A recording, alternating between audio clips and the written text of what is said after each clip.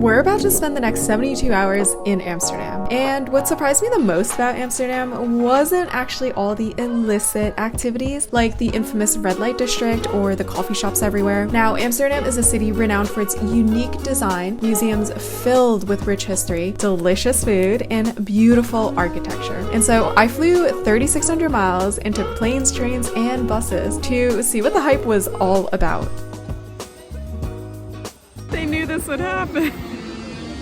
The caramel for my waffles got all over my head. It's dripping over the side too. Oh no. This was my first time visiting Amsterdam, and I had so many preconceived notions about this place, but I was not prepared for how romantic of a city it actually is. We had a few things planned for this trip, like the Heineken tour, the Pikachu exhibit at the Van Gogh Museum, and the Rijksmuseum, but also made sure to have plenty of free time for wandering around and exploring since it really is such a walkable city. Our biggest regret is that we didn't get to see Anne Frank House, and we only got Van Gogh because we were so lucky. While waiting in line, we overheard someone talking about how to actually get next day tickets. Honestly, if you're planning a trip here, once you know your dates, start planning and booking ASAP. Museum culture here is so intense. Once we landed, we had a bit of time to kill before our Heineken tour. Yes, Heineken beer was founded in Amsterdam. So we decided to get some fresh stroopwafels, wander around, and slowly make our way over. My boyfriend was so excited to point out these flower bikes unique to Amsterdam. They are made by the artist Warren Gregory, aka Flower Bike Man. Story has it all started when his wife struggled to find her bike due to a medical condition, so he adorned it with beautiful flowers to make it easier. If you spot one of these bikes in Amsterdam, know that you've encountered a beautiful work of art inspired by love. We did a little bit of shopping, including pepper nuts and tulips, had a coffee, and then it was time for the Heineken experience.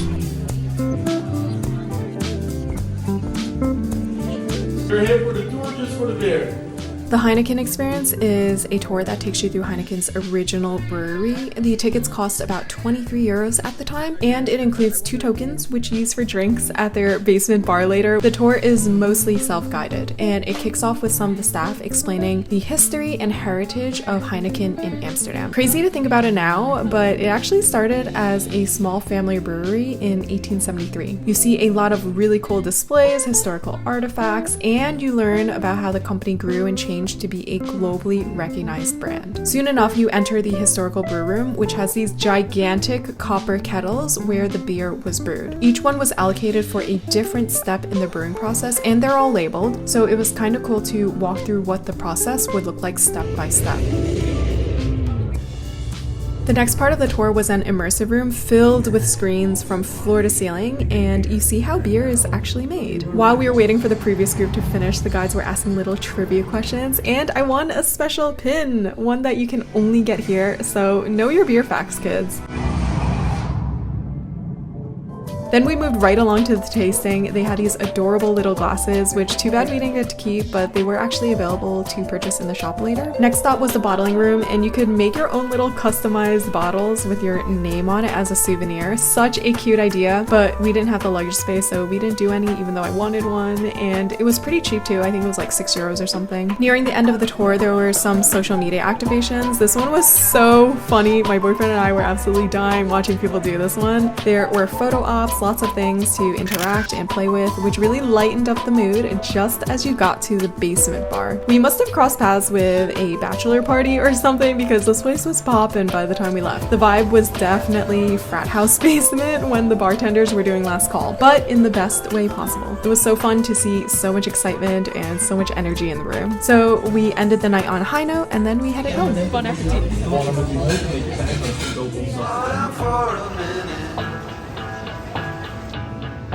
Don't write her a letter. Trying to feel something.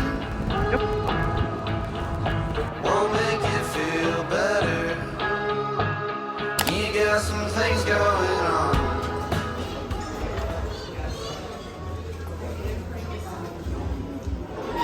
We were staying at a very historical hotel, the Park Plaza Victoria Amsterdam. It is in such an incredible location. It is literally across the street from Amsterdam Central Station. Originally named the Victoria Hotel, this building actually dates back to 1890, and even more impressive, there are still 2 houses on the hotel's facade that actually date back to 1602. Apparently, when the hotel was being built, these 2 owners refused to sell their properties, and thus the hotel was built around them, and they're still standing there today, and you can go see them. The room itself was so clean and cute, so here's a little room tour, and the best part was actually our window and our view overlooking one of the oldest streets in Amsterdam. Right after a very delicious hotel breakfast, we hopped on the tram to go check out some museums.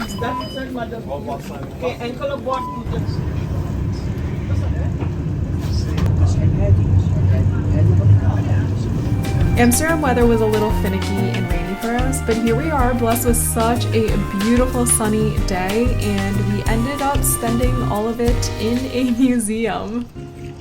The Rijksmuseum is easily one of the largest museums I have ever been to in my life. I am not a big art person, but it was so cool seeing so many iconic works from Dutch artists like Rembrandt's Night Watch, Van Gogh's self-portraits, and Vermeer's Milkmaid. When I was young, the book Girl with a Pearl Earring was one of my favorite books ever, and it was so cool to see Vermeer's work. We spent hours in here, and I was so exhausted by the time we left, but we continued on. We had other museums waiting for us.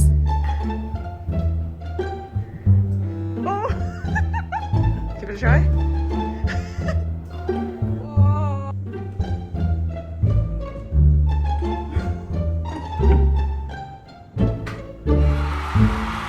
I did not know at all, but Amsterdam has a long history of being the center of the diamond trade. The name De Beers is Dutch after all. We went to the Diamond Museum to learn a bit more about the history and cultural significance of diamonds in Amsterdam. We checked out some beautiful jewels and then had the chance to play this super fun Ocean's 11 game going on here and did a little bit of window shopping. We also got to see the process of how diamonds are cut and polished, and it was just really cool to learn about.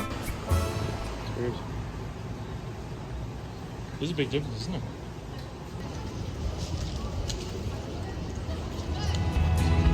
I've waited for a lifetime for you to calm down.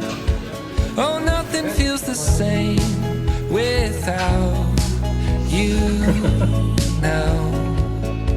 I've waited for a lifetime for you to calm down. 'Cause nothing feels the same without you.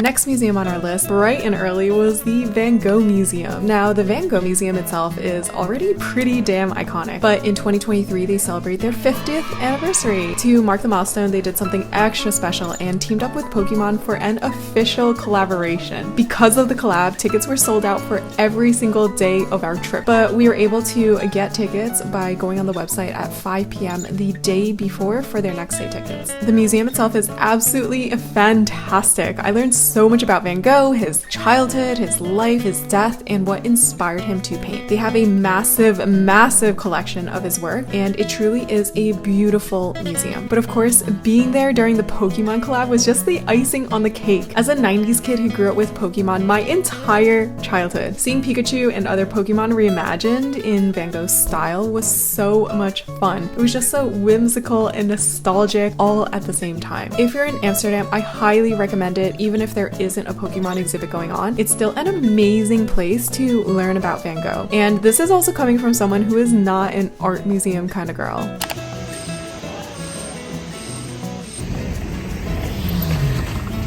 After the museum, one of the last things on our list of things to do was to make our own chocolate bars at Tony's Chocolonely. It's such a fun and cute little tourist experience to do at their store here. Basically, you go to one of these iPads and literally create your own chocolate bar. Choose your type of chocolate, the fillings, the toppings, the wrapper color, what you want it to say on the wrapper, place your order, and pick it up in a couple of hours. I think it makes for the cutest little souvenir. I got some for my family. Also, side note, but the already made chocolate bars are also really really good. Like the flavors, the combos, in case the line to make your own is too long. I actually ended up liking their chocolate bar better than the random combo that I came up with anyway. While we were waiting, we ended up going to the Hash, Marijuana, and Hemp Museum, conveniently located in the red light district. It's one museum, but in two buildings that are a couple doors away from each other. It's a super small space, but very informative. I learned a lot about the plant, how it's grown, its uses nowadays in both medicine and recreation, but overall I felt it was a little too much reading, a little bit dense, a little bit very heavy. Spent maybe about an hour there. So here's the finished product that we were waiting for, my Tony chocolonely custom made chocolate bar. I went with dark chocolate with almonds, spiced biscuits, and crunchy espresso pieces. It was okay. After we picked those up, we really just walked around and enjoyed the scenery at night. It was our last night in Amsterdam after all. Those 72 hours went by so quick.